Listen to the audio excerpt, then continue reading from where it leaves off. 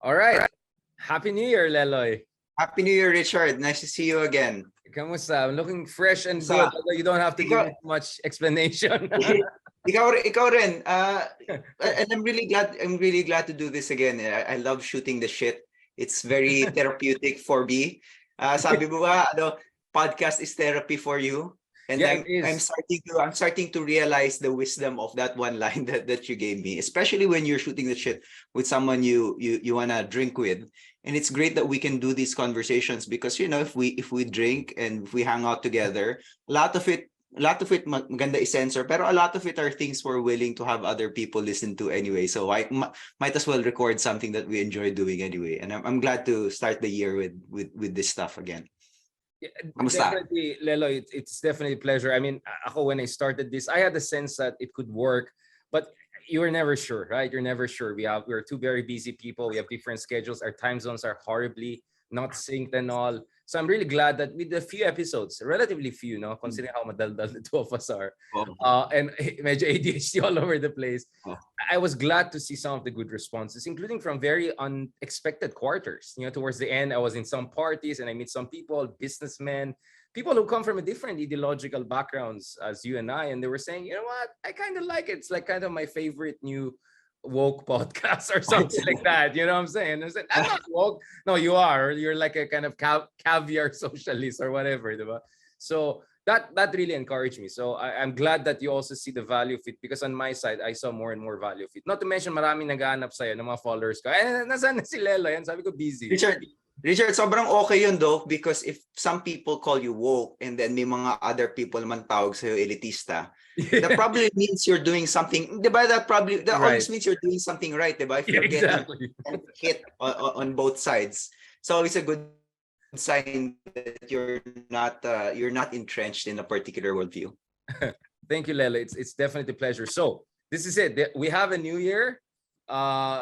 Year of Rabbit, a Chinese New Year also. Happy Chinese New Year. We will have a separate episode, or rather discussion about more about life and life and liberty and pursuit of happiness. We'll have that later. But for now, let's talk about the Philippines, because there's some major things are happening right now. To begin with, of course, the big breaking news for today. So I'm already betraying when this is being recorded. The breaking news of the day, I didn't also know it. I just got a call from BBC out of nowhere. Like, what is your say on this? Like, wait, I have to research. I asked my lawyer friends, etc. So here you are, someone who's very close to you, someone you have worked with for a long time, someone who I also had the privilege of dealing with and making friendship with throughout years. And of course, that's the CEO of Rappler, Maria Ressa. So far, the Philippines' only Nobel laureate, no? So hopefully, beginning of more to come. How do you feel about this acquittal case? Leloy, again, with the caveat that none of us got to go through the whole gambit of the legal procedures against them, and none of us are lawyers, of course, but from the shallow understanding you have so far, anong reaction?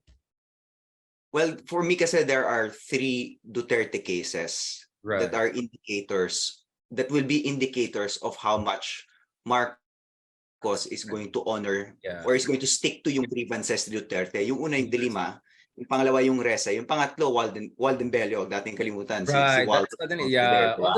So later na yan, pero Duterte related pa rin yun kasi Sara Duterte yun, di ba? How much does Marcos care about these Duterte grievance cases? Yun yung tanong. And this is the first indicator na baka not as much. But we don't know yet. I think it's too early to tell dahil nga 3 taong involved dito. At pangalawa, there's still the cyber libel case against Maria Ressa.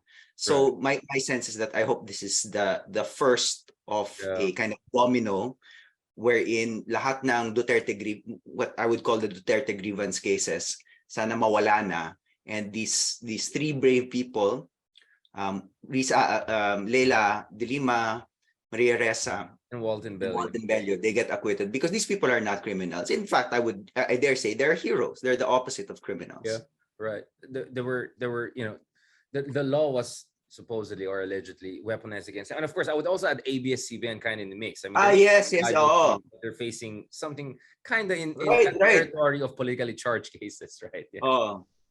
Yeah, so actually, kung ganun, the 4 Duterte grievance exactly. or institute or legal entities kasi hindi naman individual ang ABS-CBN. Ikaw, what's your thinking? Beginning of a shift or just one isolated incident? Yeah, for me, it just reinforced my first instinct about the possibility of a whiff of change, and hopefully more than a whiff of change, right? I mean, that's the best way I can put it. The most poetic and hopeful I can put it is whiff of change under President Marcos Jr. I appreciate the fact that at least to a certain degree, there has been a recognition that bara style in Paulo Duterte on the war on drugs was not working. There has been recalibration on that front. I'm glad that there has been a recalibration of Duterte's subservience to China and the whole enamoring business with Putin. I see a correction of that. Also, to a certain degree, I'm glad that there's not much discussion of federalism, constitutional change, not to mention yung issue ng red tagging, LCAC, and all of that. And no less than my former professor and now ex-National Security Advisor was perhaps struggling to navigate that very difficult situation. And now we have also changes there. We'll discuss that very quickly now. So I've already seen some whiff of change over the past 6 months and so. And earlier this year, of course, we also saw this major ruling by the Supreme Court, brought about by the Bayan Group and the Progressive Groups, which is the joint maritime seismic undertaking between Arroyo's administration in China and Vietnam. Now, everyone thought that this case will just die in the court forever. There'll be no final ruling, but there was a very important ruling. And that ruling, Lelo, of course, it's very important because it sets a precedence.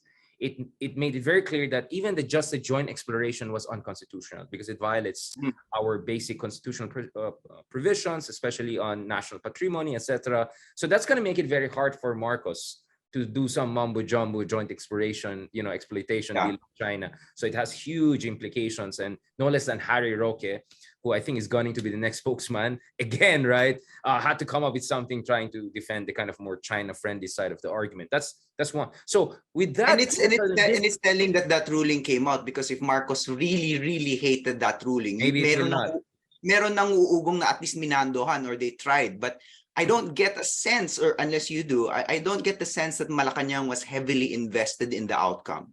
Yeah, and maybe they just didn't. I mean, for me, the question was why it didn't come out during Duterte time, and clearly Duterte was heavily invested, right, in the question.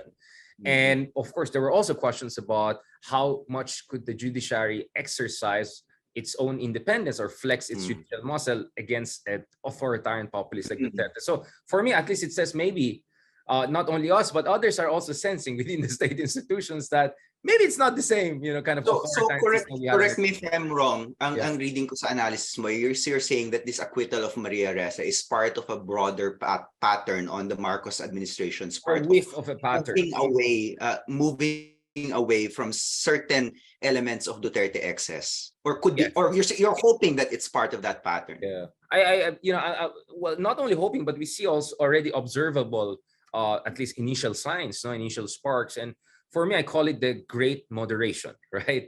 I mean, if there's one thing that we see with Marcos, there's a moderation of these excesses. But obviously, part of that moderation also is not rocking the boat at all when it comes to, for instance, remember yung mga anti-oligarch attacks ni Duterte, nag-stop lahat yan, di ba? So that moderation is also helping, quote unquote, the oligarchs in this country, because it's not that Duterte was really going after the real oligarchs, but the rhetoric was appealing to the public, and I think that kind of scared a lot of people who should have been scared probably for the good reason. So this is the context against which I see the Maria Ressa case. Na parang, is this the beginning of the judiciary being more of the judiciary that we expect it to be? Again, not to be disrespectful or anything like that.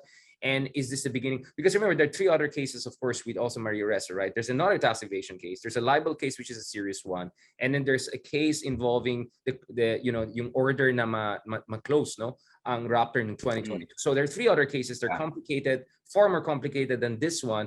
But even this one, I think it's going to, because let's be honest, courts and judges are human beings too. Psychology matters. Political context matters. And may binabasa yan, di ba? Binabasa. It doesn't necessarily mean na minandoan sila or may sinabi sa kanila. Sometimes they're just reading the tea leaves. Exactly. I mean, we also see that with the U.S. Supreme Court, right? I don't think the Supreme Court in the U.S. would have decided in a certain way, if they were not reading also how the country is moving in a certain direction. For instance, the U.S. Supreme Court ruling on same-sex marriage, right? I think clearly, if you look at the ruling of the U.S. Supreme Court, it was a kind of a zeitgeist decision, right? Yeah. Now, obviously, in the U.S., there's a purely partisan element to it. Now, in your face, the Republican of Democrat divide. We don't have that in the Philippines on the surface, at least, because the president just appoints and that's it, more or less, with some.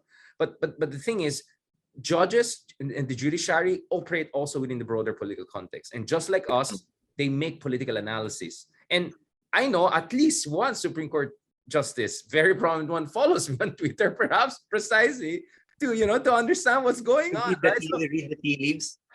Yeah. So may tanong ako sa'yo kasi yun nga, one case that's not being talked about as much because it's not as straightforward the Duterte grievance case as the others, precisely because the grievance is not against Digong, it's against Sara, is the Walden Bello case. Thank you for raising that. Yeah. So just a background sa readers natin. Of course, si Walden tumakbo siya against Sara as vice president. And marami siyang political stance. Walden is a fan of political theater. Napikon si Sara, kinasuan. Libel din ang kinaso sa kanya, di ba? Or libel din. Well, let's not begin. Cyber libel case din. Not Sara, but the former chief of staff who's now, I think, still working with her in a chief information officer. Yeah, who filed the case. Sara denied on the record that she's this, but the Walden camp insists that the vice president is involved in this. Okay, so again, just to get the official facts on. I don't. Thank you for getting. Yeah, because we might get into trouble. Pero yung political context ito is everybody thinks exactly is that it's Sara kasi si Sara talaga yung kaaway. But so yung latest dito is si Judge Retrina Fuentes of the Regional Trial Court 10 has ruled against a case by the defense to quash the case against Walden Bello. And this is an announcement from Walden's defense counsel, si Luke Espiritu. And they say, according to Luke Espiritu, ito yung quote, "We regret the decision of Judge Fuentes, but we are preparing for a long fight against the civil charge against Dr. Bello, and we remain confident that the courts will ultimately vindicate us." So, they're confident na paakyatin ito, ma-acquit si Walden eventually. Pero ang feeling nila is pahirapan si Walden in the short term. Davao yun, di ba? That's a regional trial. That's the thing, bro. I mean, that's the thing also. I mean, on the record, I think people saw it. I actually visited Walden when he was just apprehended there dun sa presinto, and nag-live pa nga ako dun, di ba? So a lot of some of our followers have watched us when we did it, and I interviewed him live, and also Calyodi, Lucas Spirit, and other people who were there. So just on the record, I actually visited him and I had conversations with him when these things were happening, and we're hoping the best when it comes to justice prevailing, and hopefully what's happening with Maria Ressa is just the beginning of hopefully a whiff of change turning into a pattern for transformation in the right direction. Wala akong first, wala tayong, sorry, I'm cutting. Well, just to be clear, kasi I get a lot of bashing on this. Wala akong illusion na being progressive itong administration. All right, let me be very clear. But we're operating against the benchmarks set by President Duterte. That's where I'm operating. So please lang yung mga iba, don't attack me as being pro Marcos or whatever. Kasi katulad ni Mark Gambo, and we'll talk about, he said, alam mo what's funny right now is lahat ng mga bloggers, either pro Duterte, pro Vic Rodriguez, or pro Lenny. Misa ikaw na lang sinasite ng mga pro Marcos to say something nice about him. So I'm really in the weird spot right now, bro.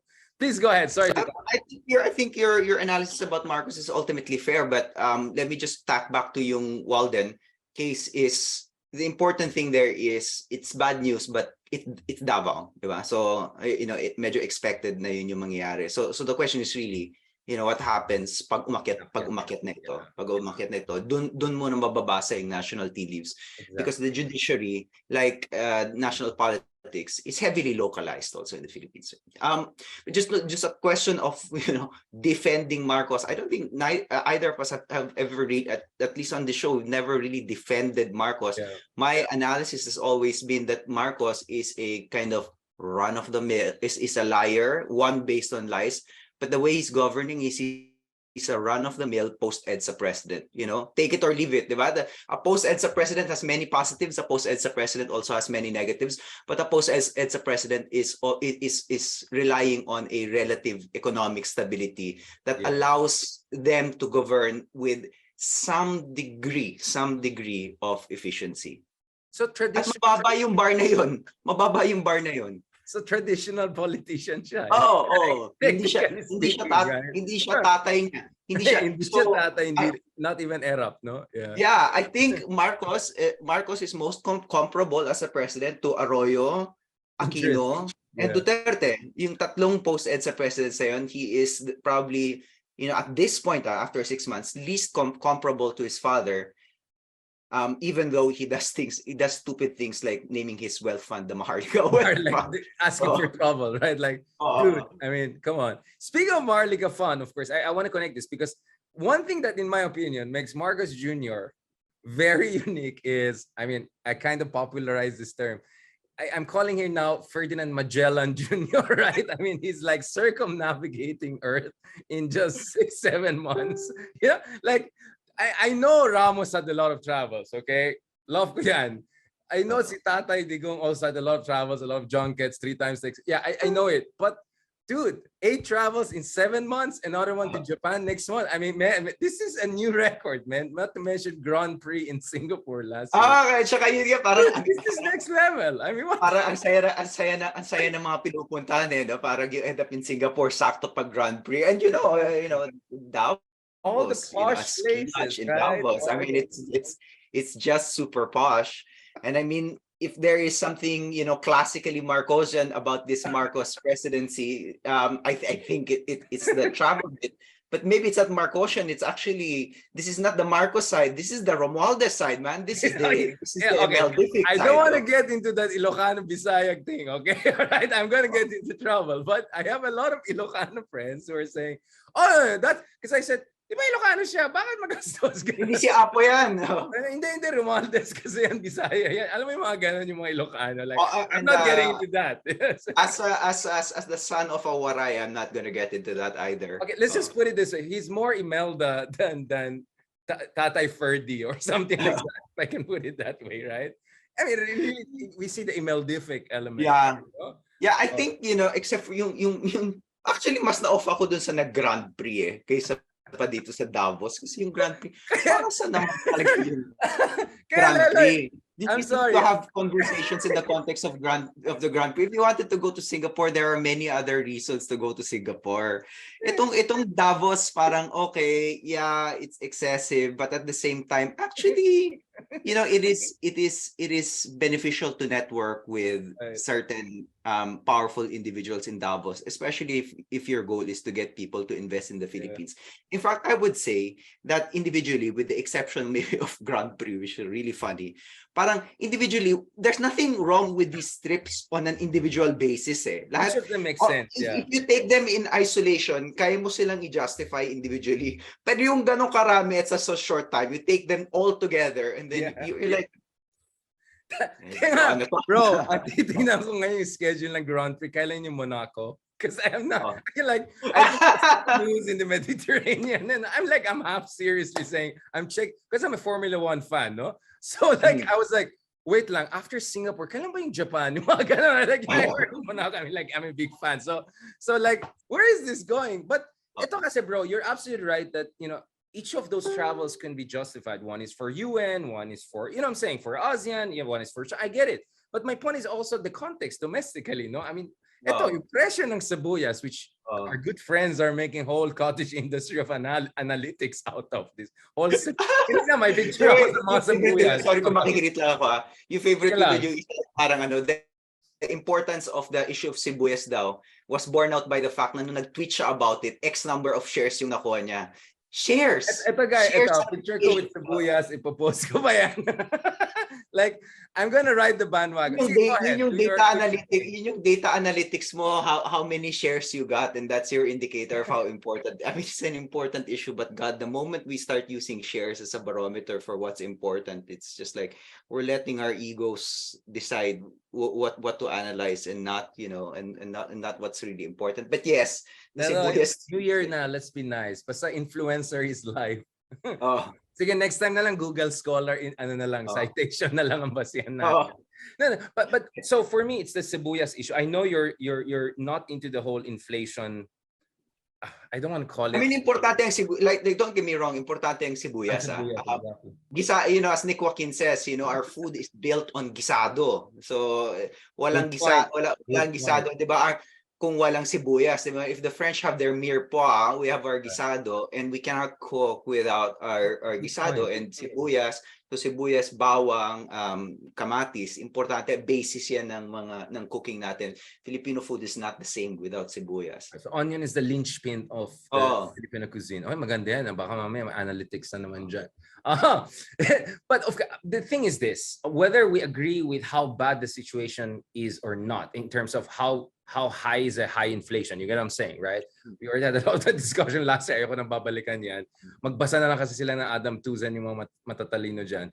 Anyway, may away din sa Davos pala. May mga intellectual fight din pala.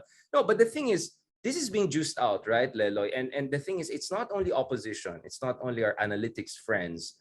It's also people like Raffi Tulfo. He's juicing this out. I mean, his Senate hearings on sibuyas, attacking the hoarders, or pushing the prices from 5 to 8 pesos all the way to 500. It's like trending on YouTube. There's a whole cottage industry of just posting si Idol Tulfo and then mag-comment ka lang. No, I did a slight version of that yesterday with moderate success, but I don't want to touch it again. No, but that's my point. At this point, bro, my for a lot of rivals. President, kung pupusta ako, my next president, kung pustahan lang hindi to endorsement Exactly. Tulfo ako eh. Yeah. I mean, he's now being officially seen as the alternative to Sara Duterte, right?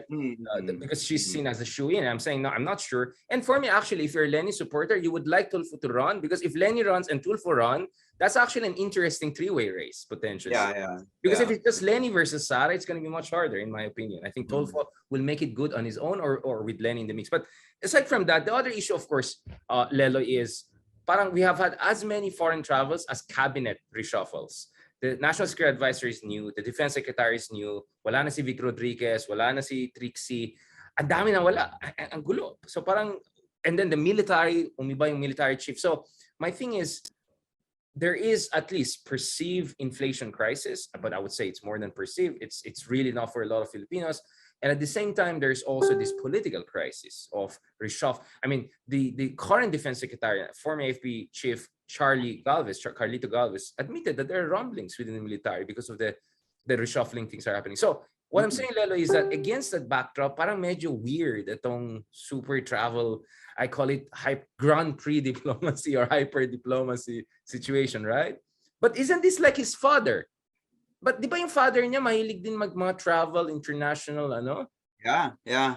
But just a side note, nabanggit mo yung reshuffle. One area that hasn't been reshuffled and one area that seems to have been having some kind of path dependency is yung economic team and the entrenchment of Ben Diokno as a power. And this, I think, is trying to become a kind of new Cesar Verata talaga. Kahit ito Maharlika Fund, di ba? Parang yung board ng Maharlika Fund. You're right. Is actually composed of people not just from the Marcos administration. Di ba dapat kung board, dapat may independence yung board. Actually, the board is not very independent from the government. And it's not even very independent from the Diokno team. It's really managed by the Diokno boys. So yung power ni Diokno is becoming even more pronounced as we move forward. My thoughts on Ben Diokno, of course, I think he's a very smart guy, and most 80% of the time I agree with him. But still, I'm afraid of anybody, regardless of how smart and regardless of whether or not I admire them or not. And I kind of do admire Ben Diokno, but regardless of how smart you are, nobody deserves a lot of power. Well, his daughter was my professor sa Econ, so I like the daughter more perhaps than him, because I had some disagreements with him throughout the time, and he's a little bit spicy also, no, when he responds on Twitter and all of that. But yeah, you're right. I mean, medyo mercurial nga eh. Medyo ano rin siya, medyo mayabang din eh. But who am I to complain, right? I mean, this is a guy who did central bank, budget secretary, and finance secretary back to back, and I'm not even talking about the Arab time when he was the budget secretary. So this is a pretty sweet spot for him, a technocratic sweet spot. But you're absolutely right. I like the Virata kind of or like Volcker of Volcker of the Philippines. Like he's gonna be the par excellence technocrat of the Philippines. And I'm looking at the pictures of for instance, Marcos having a meeting with the World Bank, IMF head, and then like, of course, napansin ko yung Ferragamo belt, Ferragamo yata or Gucci. Marcos? Yeah, sorry, I couldn't help. Like, oh, okay. Or like, okay. Ganun ako. Pero sa likod, andyan si Jokno. You can see center talaga si Jokno. He's very, very influential. You like Jokno? He's hetero though? Yung Virata, yung parang, okay, the way Virata thought about the Department of Finance, diba, he was appointed in 1970. Prior to that, the Department of Finance was just an agency through which the government gathered its funds. Pampondo yan ng proyekto. It was the institution that made sure that the government had money to spend. But according to yung biography ni Virata, which was written by Jerry Sikat, under Virata, the Department of Finance became the Center for Economic Reform. So parang the fulcrum of everything that's happening in the economy. Okay. And I think yung model ni Ben Diokno for what the Department of Finance is, that is precisely that kind of Virata model. This is not the guy who's going to generate funds. He's going to be at the center of economic policy. Are you going to write a piece on that? I think it would be a very interesting one. If you do a historical piece of comparing the kind of bureaucratic and personal, gravitas that Benjamin Jokno is bringing. Because for me, Benjamin Jokno was also the kind of a de facto adult in the room. Remember nung nagkalat ng contest si Marcos Jr., yung tinanong sa kanya about inflation and said, I'm not sure we're that high. Diba? And it became a meme. Pumasok si Ben. Not anyone. Not si Paul Soriano, not si Tony G, not si Andrew E. You know what I'm saying? Not all of these people. Si Jokno dinala, diba? To talk to the press. So we're like, wow, what's going on here? Diba? Yeah, I do wanna think about it, pero to be honest with you, I'm still writing about Virata actually. So I can't help but think about Virata. Siya lagi yung point of comparison ko. Right. And somebody I was talking to actually, really admires Virata. So don't you dare compare Ben Diokno to Virata. Malayo in terms of, and maybe Ben Diokno himself would admit, it's very hard to approximate Cesar Virata. But I'm not comparing skill or anything, whatever.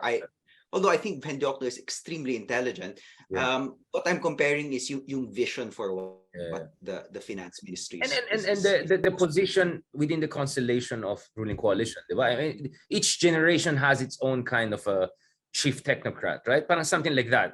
We're just saying. So we're not saying it's a one-to-one correspondence. We're just saying that Benjamin Jokno is becoming the most powerful technocrat in recent memory. We have not seen anyone close to that. And that's something we're looking at, no? And sinabi niya, to your point, na yung kanyang purview, ang dami na niyang namandohan na institution. Siya lang yung may ganong klaseng, even Virata did not have that, Yung naikot niya yung mga institutions. Virata naman, umupo yan sa Central Bank Board. But he never led the Central Bank. He was never governor of the Central Bank. Yeah. I mean, I don't know how many times I've met Virata. I've had the privilege, and he's very subdued and very charismatic and statesman-like. I cannot say the same thing about Ben Jokno. May personality difference ka. I meet ko na rin si former PM Virata, and I must say, like, he's a very gentle and soft-spoken guy. I've never met Secretary Diokno, pero parang based on yung narinig ko, mas may anghang magsalita si Secretary. Medyo minsan parang sablay din yung mga sinasabi niya sa mga FWs, he had a number of faux pas, but he gets away with it because he's a very strong character. And I mean, I'm sure in an alternative world, Ben Jokno would have been a politician too, but perhaps he feels it's not worth it because I can just be at the very top without even going through the whole mess of elections, right? Baka magalit siya sa akin for saying that, but I imagine him in a different context, he would have tried to be a prime minister in his own right, no? Because I see that kind of a leadership gravitas, some would say ego in him, no? That you don't see in other technocrats that have been circulating in the government recently. But speaking of that, Leloy, so looking towards the rest of the year, no? More than 11 months and so, what are the, let's say, 3 big issues that are at the back of your mind that are relevant to the Philippines, whether it has a local or international, origin? Well, sa akin unang-una yung policy ng Fed. So yun pa rin yung issue, yung rates ng Fed. And if you read the American press, it seems as if the Fed is not going to be as aggressive when it comes to yung interest rate hikes niya. Of course, nag-iingat pa rin yan sa signaling, because if it signals na maglulusen siya so much, babalik yung inflation dito sa US. But, nag-calm down na yung Fed because of many things. The first thing is that pababa yung general inflation dito sa US, and that's largely because yung gas prices namin pababa. And I feel it. I'm paying less for gas. Yung core inflation, which is where you take out yung things like gas and food, medyo may problema ka pa rin dito sa US. But so headline versus core inflation. Headline versus core. Pero at the very least, because yung headline mas mababa, there's a lot less pressure on the Fed to keep tightening. And just yung economics, if they tighten, meaning if they raise their interest rates to calm inflation dito sa US, ang effect nun sa piso is very significant, because if you raise interest sa US, attractive yung US dollar. Dahil nga mataas yung interest rate, kung mag-invest ka sa US dollar, pumapasok yung investment sa US dollar, at nawawalan ng investment nawawalan ng demand for other currencies, like for example the Philippine peso, bumabagsak yung piso. So my sense is that the Fed is going to be a bit more chill this year, especially since wala namang election this year, so they can be slightly more chill about the election. And then yung implication on is inflation in the Philippines might not, probably, okay, the operative word is probably, we never know, we're not forecasters, probably won't be as bad in 2023 as it was in 2022. And I was always clear about this. I was bothered by the inflation of 2022. I just thought that that there are other issues outside inflation. But yes, the inflation of 2022 was so bad that somebody who is not an inflation hawk like me was actually bothered by it. Yeah, right. I mean, I don't want to go into the trauma attack and all of that, all the cottage industry out there. What are the two other issues that you have in mind? I wanted to say Israel, pero parang walang bearing sa atin, but I'm just so worried about Israel. That's one thing. Yung return of Netanyahu with right wing. I mean, right wing. I wanted to connect that with the Philippines, but just as a global issue, because it's a huge humanitarian issue what happens to the Israeli-Palestine conflict, and there are so many dark clouds there. But yung implications of Philippines, I don't know. Maybe you can tease out the implications. For me. What about in the Philippines per se? What do you see like as a major issue na more local in origin or in nature, aside from these external shocks? Is there something inside the Philippines? Yeah. Sa loob naman tayo. Ako babalikan ko yung pinag-usapan na the one we opened up with, the four Duterte grievance cases. Where there's go, I think that's going to be very, very, very, very telling. And then I think start of the year, frankly, pag-uusapan pa rin si Maharlika Fund, because they were still finding out more and more about it. There was a great podcast on Business World where they put on a banker, and he looked at he crunched the numbers kasi kukuha na daw sila. So I'll refer you to it kasi hindi naman ako banker, hindi ko alam yung technicalities. Pero meron palang prudential requirements ang bank reserves natin na na global yung standard, tapos meron ding application sa Philippines. Land Bank, medyo kukuha ng land, yung Maharlika Fund daw, kukuha ng pera from Land Bank and the DBP, Development Bank of the Philippines, kasi bawal na kumuha sa Central Bank. Bawal na kumuha sa GSIS, rather not Central. Bawal na kumuha sa GSIS, SSS. So mag-rely on DBP and Land Bank. And this banker is very brilliant. He looked at the prudential requirements of every bank.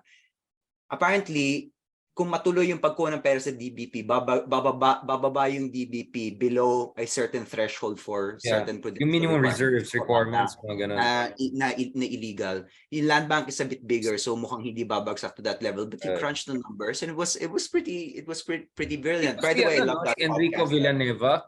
Hindi ito si Enrico Villanueva. Let me see. I'll get back to you. He has been posting a lot of interesting stuff. I've been following since last year. Very interesting mga points si Enrico. He was the one actually exposed na maraming deficits ang GSIS and SSS based on the numbers we have. So talagang numerically, quantitatively na question.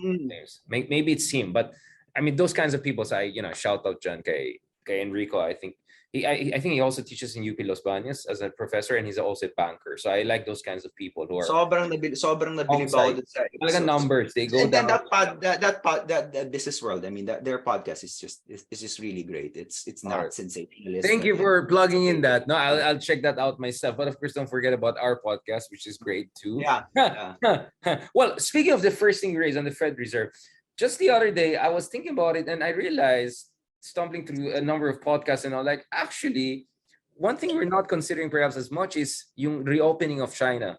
And one of the big implications of reopening China is that there could be a 30% increase in their purchase of oil and basic energy goods. Remember, when Shanghai and big cities were on the lockdowns, China was consuming below their trend lines, no increase, but that's going to push up. So the China reopening could be quite a big story that could have a lot of pressure on global, goods. Demand. So my point is, suddenly I'm thinking maybe the downward pressure trend line is not going to, it's not going to be there as much as we want. And even if there's a recession in the West, if China is going to keep on pushing up its consumption, that's going to have an effect on many basic commodities. So maging kalaban natin ang mga Chino in buying oil, in buying foods, and biodiesel, so on and so forth. So that's one thing that I'm keeping at the back of my head, no, as I try to be also more optimistic about some downward pressure. Pero alam natin, Lelo, a big part of the inflation picture also in the Philippines is artificial, meaning not exogenously driven, or not supply side demand dynamics, but hoarding. No, I mean, all of this indicates they're doing mumbo jumbo. So one of the things I want to watch out in the rest of the year is, are we going to see a more matapang Marcos Jr.? Because in the first 6 to 7 months, we saw the nice Marcos Jr., a guy who wants to rebrand the Philippines. He doesn't want to rock the boat. He wants to be nice to our side. He wants to make Duterte policies more humane, but not necessarily kick them out. Like, you know what I'm saying? He played that card very well. But I think people want still a kind of a matapang leader. That's why Tulfo is doing very well. That's why Miriam Santiago used to do well, no? That's why Duterte did fantastic in terms of numbers, popularity rate. So are we going to see more matapang Marcos Jr.? And that's really something. And in relation to that, alam mo, nasa personality ba niya though? And which brings me to my next point. Kaya nga may Paul Soriano pa. Inherent to the personality of the people you just mentioned, eh. Yeah, but the thing is this. Remember, he was the last hawk, diba? As our friend Manuel Quezon III put it. He was the last hawk during the final days of EDSA. He was the guy in that military camouflage. He was the guy who got special forces training. Now, maybe this is 40 years ago, but I don't know. If you were matapang at some point in life, maybe you can become matapang again when it's needed, right? So we know that sling as he is, he had a matapang side at some point, no? Pero yung tapang, ito kasi tapang, not naman yung inherent. Hindi ko alam actually kung ano yung actual tapang nitong mga ito, eh. Hindi ko naman sila kilala. Yeah, we're talking about images and all. We're talking about the performance of tapang, projection, diba? And performativity. Kaya ba niyang i-perform as effectively as, say, Raffi Tulfo? I mean, mahirap. I mean, Raffi Tulfo is just possibly the most charismatic politician I've ever seen in the last 20 years. Parang yung ganyang charisma, huli ko nakita, parang very strange comparison, and I don't think they're comparable in other ways. Parang Ninoy Aquino approximated that kind of charisma. Grabe ang charisma ni Raffi. Ibang level. Okay, so we have a Tulphonics, Tulfo fanatic friends here. So at least I can take out the bashing on me. And No, but I get your point. Again, you're also the guy who correctly pointed out that if you look at it, Duterte was the master rhetorician, right? Which is, and we don't mean it in a kind of a Greco-Roman sophistry. No, we mean it like he can make people move the way you want them to move emotionally, psychologically. Yeah. Bro, I had an article in 2014. Oh, wow. Where I thought, and the name of the article was Weak State, Strong Tulfo from 2014. Yeah. In that article, I said that the only politician around who can match the charisma of Raffi Tulfo is Davao City Mayor Rodrigo Duterte. I wrote this in 2014. I can send you the resibo. So, kasi na-interview ko si Raffi, eh. Because I thought 2014, I thought he was going to be a political phenomenon. So I found a way to interview him for the Philippine Star. And man, Raffi, no? Raffi. Even, yeah, Raffi. I actually interviewed T3, yung tatlo, si Erwin, si Raffi, and si Ben. Yeah. My God, the charisma, and hindi lang si Raffi, because even Erwin has a kind of I like Erwin, actually. Erwin is the most quiet, but he has a kind of, he's a nice guy. Yeah. Ang pinaka-bombastic sa tatlo, si Ben, actually pinaka-bombastic. So he has a bombastic charisma. Si Raffi has a parang brave charisma, and then Erwin has a kind of quiet and steely charisma. But my God, they all have it. Ayan, there we go. Bash na si Leloy, not me, because I got bashed for my Tulfo episode. I openly said, yes, he's gonna be the front runner, at least one of the top contenders. Hindi nga ito, hindi ito political endorsement, pero iniintindi natin yung lakas nila, yung influence nila. And a part of his sense that their moment is kind of approaching, right? Not necessarily to be the next president, but at least to be a top contender. Kaya nga I was surprised na naunahan sila ni Tatay Digong eh. I was expecting they will come first, then Tatay Digong. Yeah. Kasi nga yung 2014, sabi ko parang, exactly. Yung sabi ko parang yes, yung I said something like that, yung Gikan sa Masa is a local show, whereas Wanted sa Radyo is well, it's predominantly Manila, but even people from outside Manila have an awareness of what Wanted sa Radyo is, whereas Gikan sa Masa was a phenomenon, was the Davao phenomenon. It was LG. Yeah, I mean, all taxi drivers in, I mean, the Tulfos definitely have a national appeal, no? And they come from Mindanao too. They have an Ilocano background. I got to know from Erwin pala when I interviewed last year. Japanese pala yung mom nila. So like, wow, there's a samurai spirit there. I didn't know about it. Umagalaw kasi yung pamilya nila kasi military man. Military tatay, yeah, exactly. So they grew up in different places. At saka important yan, di ba, yung multilingual. Di ba, Patricia Abenales would always say na si Gloria Arroyo was influential because she was multilingual in a multilingual country, and she could identify with multiple localities. That is exactly the same. That is exactly what you get with the Tulfo also. Multiple localities, identify with multiple localities and speak various languages. Wow, it's very potent. Yeah. Okay, talk more about Tulfo. This could be an episode in itself. Like, you know what? I'll send you the article. I'll send you the article. The obsession ko si Raffi. Raffi's been my obsession as a political phenomenon since at least 2013. Yeah. So malapit na, medyo halos 10 years na akong obsessed with Idol Raffi. At nakikinig talaga ako ng Wanted sa Radyo. Wow, I mean, even Mon was doing well in the Senate race. I was surprised that he just didn't run. Maybe he had other priorities and all. And then maybe the fight with anong pangalan niyo, yung asawa ni Barreto. Maybe that affected his decision. Parang nakita ko sa YouTube, parang, oh my God, this is true. Talagang pinaratan niya. Tawa ko na tawa. Tapos parang yung T3, gumawa sila ng episode about it. Oh my God. Tapos hinamon ni Santiago ba yan? Si Idol Raffi said, makinig ka sa akin, Raymart Barreto.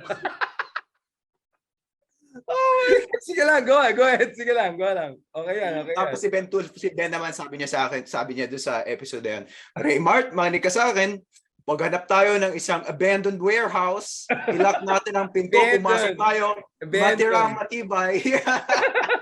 Gusto ko yung abandoned. yung abandoned warehouse. Yeah. Si Erwin, wala ba si Erwin? Si Erwin may isa din, pero yung nga, hindi kasing bombastic si Erwin talagang. Actually, mas natatakot si Erwin kasi tahimik talaga, hindi ganun ka-bombastic. And he has a real, he's the one with the US military background. Air Force, di ba? I'm not sure. Yeah, I know Air Force. I should check my notes. So, yeah. mahanap ko yung notes ko from si Idol. Di ba may perjury? Ano yung case sa kanya? I have to double. Di ba may court case din siya or something? Hindi ko alam eh. Din yan or something. Pero yun nakakatawa, pero kita mo yan yung away with Cynthia Villar, for example, perfect political theater yun, di ba? Kasi parang everybody, marami namang grievances against yung Villar eh, whether or not you call it land grabbing or not. Yeah, it takes a Tulfo talaga. Kasi other senators are a little bit, let's not touch that, no? Pero hindi po ma'am, ito pong alam namin, ganito ma'am, talagang wow, I mean like, whoa, where is this going? Like, di ba? I mean, grabe yung response eh. Including from Lenny people on Twitter. They were really amazed by that episode, right? Yeah. So if I had to bet, yeah, he's the man. Actually, he's the front runner. Yeah. More than Sarah. Yeah. Okay, so I'm not alone. I don't feel so officially. I have not only you, Mark Gamboa. I have a number. I have very like good friends from the Lenny camp. Di ko lang babanggitin ko sino. Who also think that Raffi is the front runner. You know, exactly. Like this is very not very obvious, but it's clear to some people. Yeah. All right, great. Thank you. Let's close on the Tulfo episode for now. Let's have more discussion of this. I believe we have to have more discussions about Tulfos, even more in detail, including yung mga sinulat mong articles and all. Pakisend sa akin yan, babalikan ko yan. weak state, strong Tulfo brothers and all of that. I like that. I like that very much. So thank you very much for that. So we're officially ending the first part of this episode, or this episode, and then we're gonna go to something much more interesting and much more lighthearted. Maraming salamat, Leloy. Maraming salamat, Richard.